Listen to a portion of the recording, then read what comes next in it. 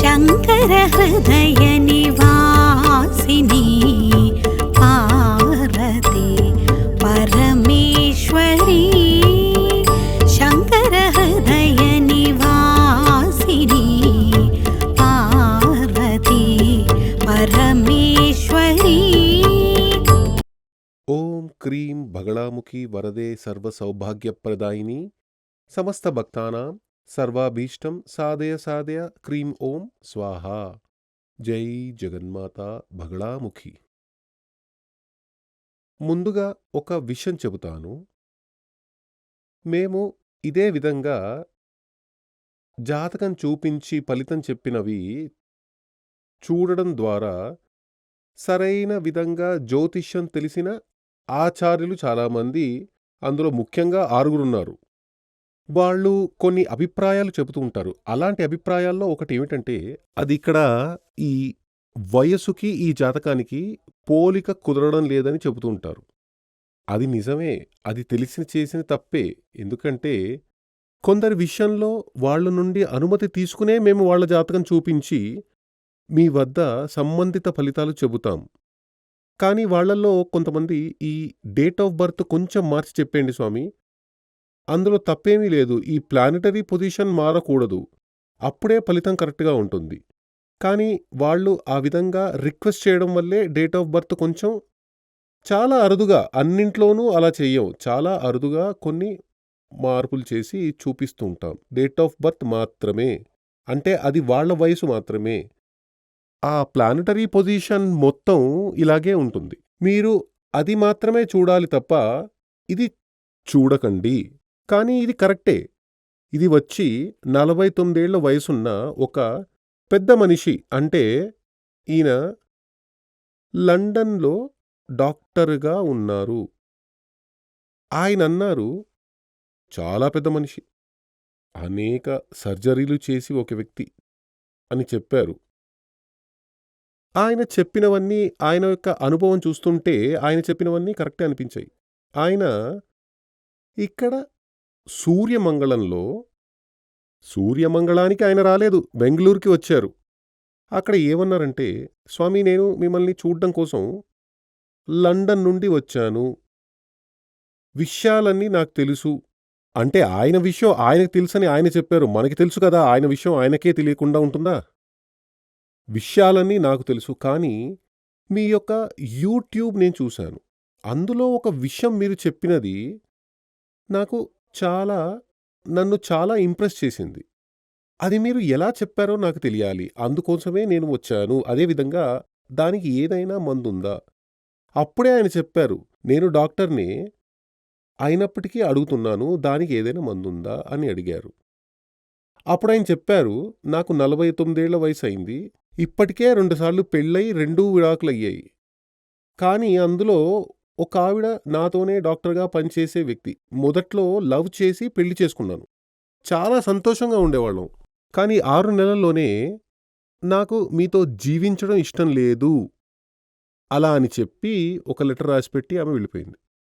తర్వాత అది ఆయనకి ఇష్టం లేదంటే అక్కడ త్వరగా డివోర్స్ ఇచ్చేస్తారు. మేము డివోర్స్ తీసుకున్నాం. రెండోసారి కూడా పెళ్లి చేసుకున్నాను, అది అరేంజ్ మ్యారేజ్. ఆమె కూడా డివోర్స్ తీసుకుని వెళ్ళిపోయింది. ఆమె కూడా చెప్పిందంటే, నీతో జీవించడం నాకు ఇష్టం లేదు. కానీ ఆయన చూస్తే బాగా హైట్, వెయిట్, అందం, రంగు లాంటివన్నీ సూపర్గా ఉన్నాయి, చాలా డీసెంట్గా మాట్లాడుతున్నారు. ఏ లేడీ ఆయనను చూస్తే ఇష్టపడుతుంది. నాకు మీరు అక్కర్లేదు అని చెప్పే అవకాశమే లేదు. అలా ఉన్నప్పటికీ వాళ్ళు ఎందుకు నన్ను వదిలి వెళ్ళిపోతున్నారు అని ఆయన అడిగారు. నాకు ఆ విషయం తెలియాలి. నేను అన్నాను, అది చాలా సింపుల్, మీకు తెలిసి ఆ మ్యాటర్ కూడా, నేను చెప్పాల్సిన అవసరమే లేదు అని చెప్పాను. అదేమిటో మీరు చెప్పండి అని అడిగారు. అప్పుడే నేను చెప్పాను, ఈ జాతకంలో మాంగళ్య దోషం ఉంది, అదంతా వేరొక విషయం. డివోర్స్ కావడానికి చాలా విషయాలున్నాయి. కొన్ని ఇళ్లల్లో ఆడపడుచు సమస్య ఉంటుంది, లేదంటే అత్తగారితో సమస్య ఉంటుంది, లేదంటే భర్త సరైన వ్యక్తి కాకపోతే ఆయన కారణంగా మాంగళ్య దోషం వస్తుంది. ఇలా పలు రకాలుగా ఉంటుంది. అమ్మాయి సరిగ్గా లేకపోతే, అబ్బాయి సరిగ్గా లేకపోతే, అబ్బాయి ఇంటివారు సరిగ్గా లేకపోతే, అమ్మాయి ఇంటివారు సరిగ్గా లేకపోతే మాంగళ్య దోషం సంభవించడానికి అంటే డివోర్స్‌కి దారి తీయడానికి అవన్నీ కారణంగా ఉంటాయి. కానీ ఇక్కడ మీకు సంబంధించిన అలాంటివేమీ లేవు. మీ జాతకం ప్రకారం చూస్తే మాంగళ్య దోషం ఉంది. అది ఓకే. కానీ ఆ ఇద్దరు భార్యలు విడిపోయి వెళ్ళడానికి కారణం ఏమిటంటే మీకు 8వ స్థానం. ఆ 8వ స్థానంలో బుధుడి దృష్టి ఉంది. ప్లస్ దాంపత్య జీవితానికి అధిపతి అయిన వీనస్ అంటే సెక్చువల్ లైఫ్‌కి అధిపతి అయిన శుక్రుడు లగ్నం యొక్క 12వ స్థానంలో రాహుతో చేరి ఉన్నాడు. అలా ఉంటే ఏమవుతుంది అని అడిగారు. మీకు కామవాంఛ మనసులో ఉంది కానీ శరీరంలో లేదు అని చెప్పాను. మీకు కామవాంఛ మనసులో ఉంది కానీ శరీరంలో లేదు. మెంటల్‌గా ఉంది కానీ ఫిజికల్‌గా లేదు అని చెప్పాను. అది ఇంకా కొంచెం అర్థమయ్యే విధంగా చెబుతారా అని అడిగారు. అదేమిటంటే మీకు ఆ సెక్చువల్ పవర్ ఒక 25% అంతకంటే తక్కువే చెప్పవచ్చు. అదే మీ సమస్యకు కారణం. అంటే మీ యొక్క వైఫ్‌కి వచ్చిన వ్యక్తి ఎవరైతే ఉన్నారో ఆవిడకి ఆ కామశాంతి కల్పించే ఆ శక్తి, ఆ మగతనం మీకు లేదు. అంతే అది కారణం. ఆయన అలాగే ఉండిపోయారు. చాలాసేపు నేను చెప్పింది కరెక్టే కాకపోతే చెప్పండి. ఎందుకంటే ఇది శాస్త్రం. నేను తప్పుగా నేర్చుకున్నానని నాకు తెలియాలి కదా! ఆయన ఏమన్నారంటే, కరెక్టే స్వామి. మీరు ముందు ఒక వీడియోలో ఈ మ్యాటర్ చెప్పి ఉన్నారు. జాతకం తీసి చూడండి అని చెప్పి ఉన్నారు. నేను జాతకం తీసి చూస్తే అలాగే ఉంది. సరే ఖచ్చితంగా ఒకసారి మిమ్మల్ని కలవాలని నేను ఇంత దూరం కష్టపడి ఇక్కడి వరకు వచ్చాను. నేను అడిగాను, ఇక్కడ మీకెవరైనా సొంత వాళ్ళున్నారా? మీ ఊళ్ళో ఆ విధంగా ఎవరు లేరు. మిమ్మల్ని కలవడం కోసమే వచ్చాను. హోటల్లో దిగాను. రేపు ఇక్కడి నుండి వెనక్కి వెళ్ళిపోతాను అని చెప్పారు. కాబట్టి ఆ శాస్త్రం అని చెప్పబడినది ఎంత కరెక్ట్‌గా ఉందో చూడండి. ఈయనకి జాతకంలో దోషం ఉంది. 7వ స్థానంలో సూర్యుడు దృష్టి ఉంది. 7వ స్థానంలో కుజుడు ఉన్నాడు. ప్లస్ అది లగ్నంలో మాత్రమే కాదు 2వ స్థానంలో ఆ కుజుడు దృష్టి ఉంది. 7వ భావాధిపతిగా ఉన్న అదేమిటంటే పురుషుడి జాతకంలో వీనస్ అంటే వైఫ్ కదా! అది 7వ స్థానంలో మాంగళ్య స్థానం వైఫ్. అది లగ్నం యొక్క 12వ విరయ స్థానంలో రాహుతో చేరి ఉంది. ఇవన్నీ మైనసుల్లే. పెళ్లికి సంబంధించింది. అదేమిటంటే భార్య తోడు కొనసాగదు అని అర్థం. విడిపోయే స్థానంలో ఉంది. వదిలి వెళ్ళిపోతుందని అర్థం. అప్పుడు అందరికీ శుక్రుడు 12లో ఉంటే విడిపోయే స్థానం అది చెప్పకూడదు. శుక్రుడు 12వ స్థానంలో ఉంటే అది వ్యభిచార యోగం కూడా. శుక్రుడు 12లో ఉండి వ్యభిచారం చేసిన ఒక వ్యక్తికి కామం లేదని చెప్పగలమా?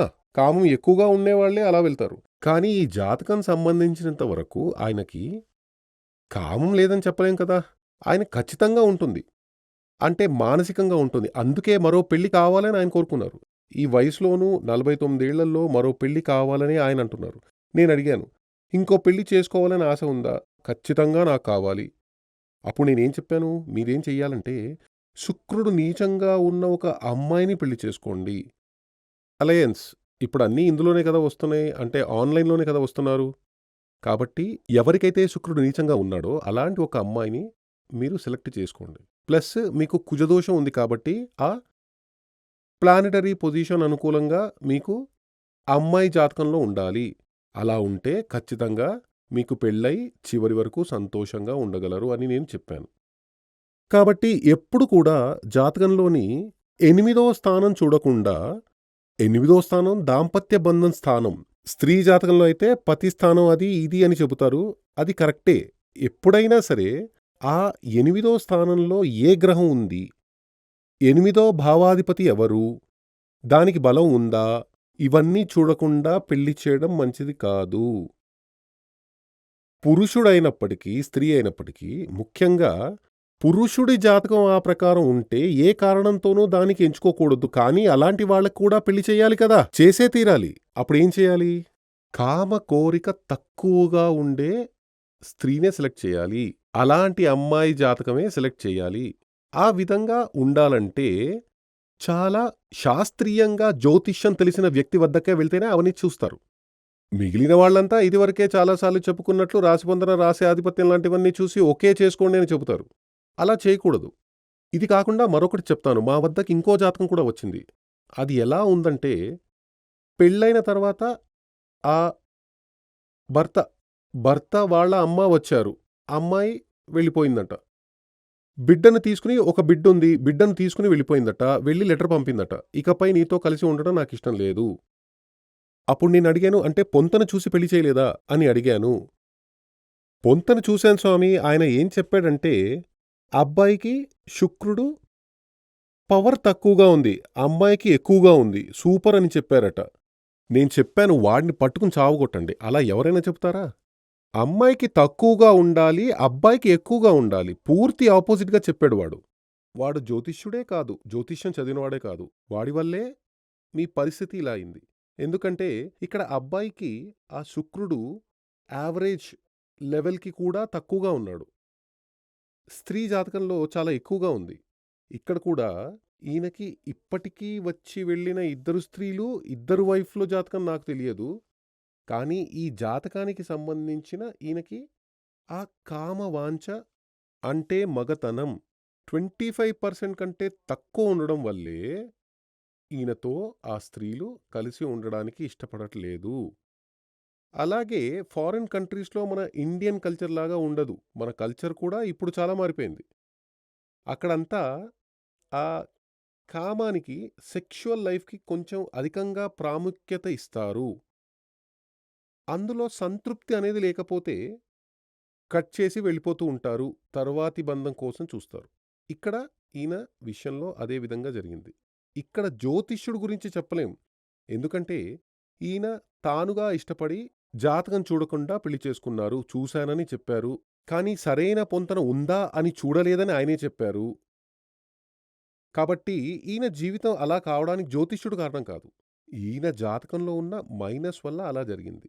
అప్పుడాయన అడిగాడు, దానికి ఏం చెయ్యాలి అని ఆయన అడిగాడు. అప్పుడు నేనడిగాను, ఓపెన్‌గా మీరు నాకొక విషయం చెప్పండి. మీరొక డాక్టర్ అని చెబుతున్నారు. ఓపెన్‌గా మీరే చెప్పండి. ఈ జాతకం ప్రకారం మీ యొక్క లింగం సరిగ్గా టెంపర్‌గా లేదు. అలాగే ఉంది కదా! అని అడిగాను.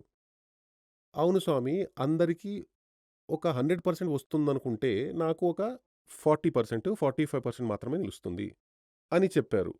అదే విధంగా మీకు చాలా త్వరగా ఆ స్పెర్మ్ ఔట్ అయిపోతుంది కదా! అవును, అలాగే ఉంది. ఈ సమస్యలన్నీ మీకున్నాయి. ఇవన్నీ, ఇవన్నీ జ్యోతిష్యంలో 100% కరెక్ట్‌గా తెలుస్తుంది. జ్యోతిష్యంలో ఈ ఏడో స్థానంలో మాంగళ్య స్థానం, ఏడో స్థానంలో భార్య, ఏడో స్థానంలో భర్త అని మాత్రమే కాదు. ఏడో స్థానంలో అనేది ఒక వ్యక్తి యొక్క, అది పురుషుడైనా, స్త్రీ అయినా వారి యొక్క అందం. ఒక్కొక్క అంగం యొక్క, అంగం అంటే అవయవాలు. చెయ్యి, కాలు అని చెబుతారు కదా! అలాగే రహస్య అవయవాలున్నాయి కదా! వాటి యొక్క అందం పుష్టిగా ఉంటాయా? సూక్షించి ఉంటాయా? అందంగా ఉంటాయా? స్ట్రెయిట్‌గా ఉంటుందా? వంగి ఉంటుందా? అనే సకల విషయాలు ఇందులో తెలుస్తాయి. కానీ అలాంటి విషయాలన్నీ ఓపెన్‌గా చెప్పలేం కదా! ఇందులో చెప్పలేని చాలా విషయాలున్నాయి. అంటే ఒక జాతకం చూసి ఇవన్నీ చెప్పడం సాధ్యమే.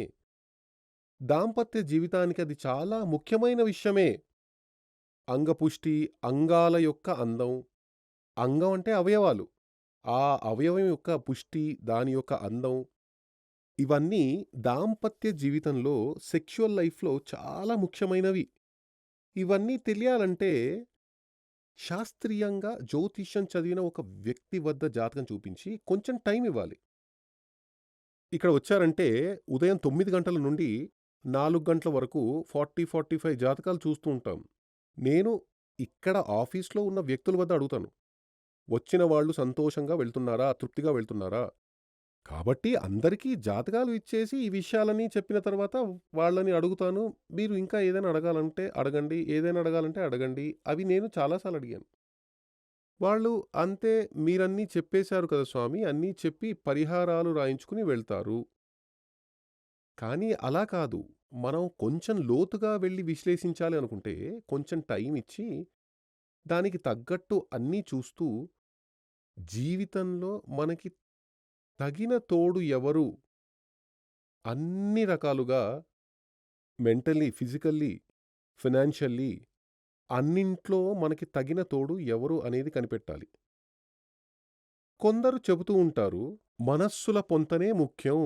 మనస్సులు కలిస్తే అంతా ఓకే కదా! దానికి ఒకే ఉదాహరణ, ఒక సంభవం. ఈ జాతకం చెప్పి ముగించాను. ఒక చిన్న విషయం చెప్తాను.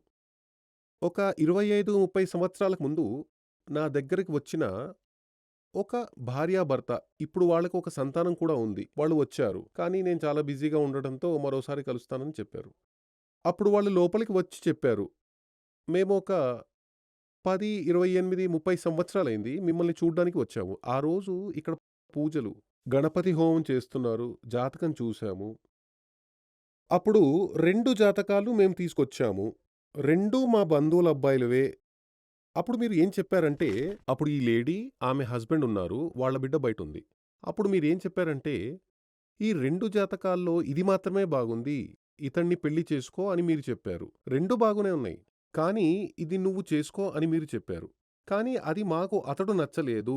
మరొకరే నచ్చారు. ఇద్దరూ మా బంధువులే. అది కాదు, ఇదే నీ హస్బెండ్. ఇతడినే పెళ్లి చేసుకో అని మీరు చెప్పారు.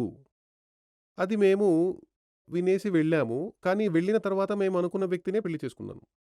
కానీ ఆ పెళ్లి 2 సంవత్సరాలలోనే సమస్య వచ్చింది. 3వ సంవత్సరంలో విడిపోయాం.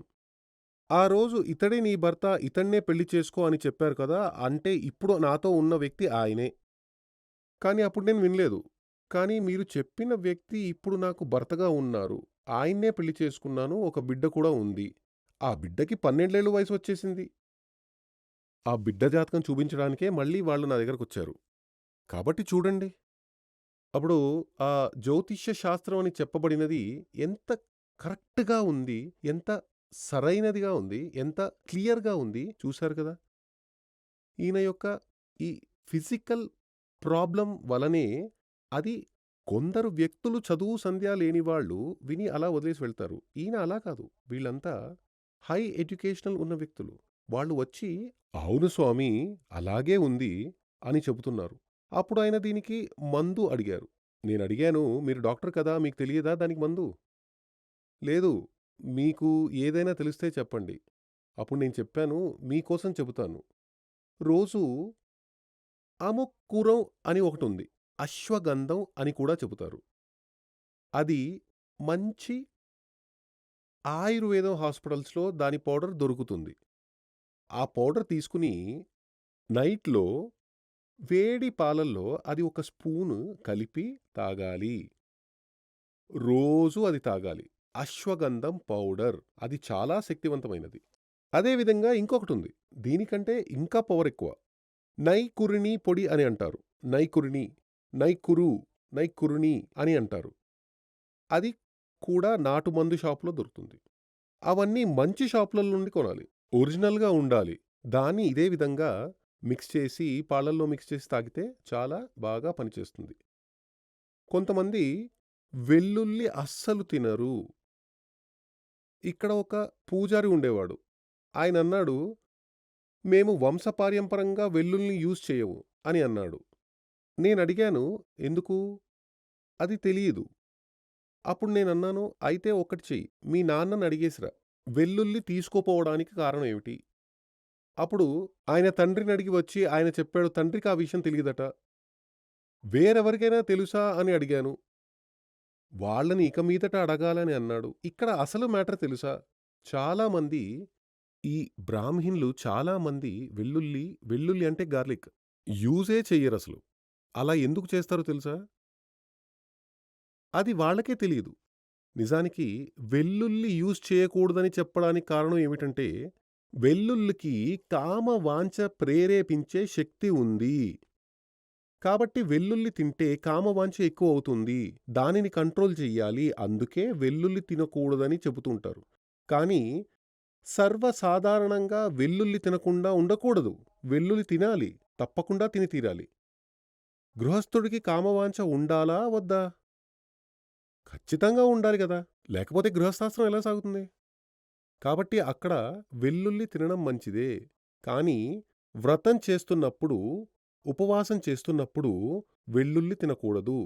ఎందుకంటే వ్రతంలో ఉన్నప్పుడు ఆ సెక్షువల్ కోరిక మనసులోకి రాకూడదు. కాబట్టి అలాంటి కాలంలో వ్రతంలో ఉన్నప్పుడు, ఉపవాసం చేసే సమయంలో వెల్లుల్లి తినకూడదు. తక్కిన సమయాల్లో వెల్లుల్లి తినొచ్చు. కాబట్టి వెల్లుల్లి తినకపోతే దానిని తినడమే మంచిది. ప్లస్ ఈ అశ్వగంధం తీసుకోవడం మంచిది. ఇంకా కొన్ని విషయాలన్నీ ఉన్నాయి. మీరు వింటే అవి ఓపెన్‌గా చెప్పడం మంచిది కాదు. చెబుతాను.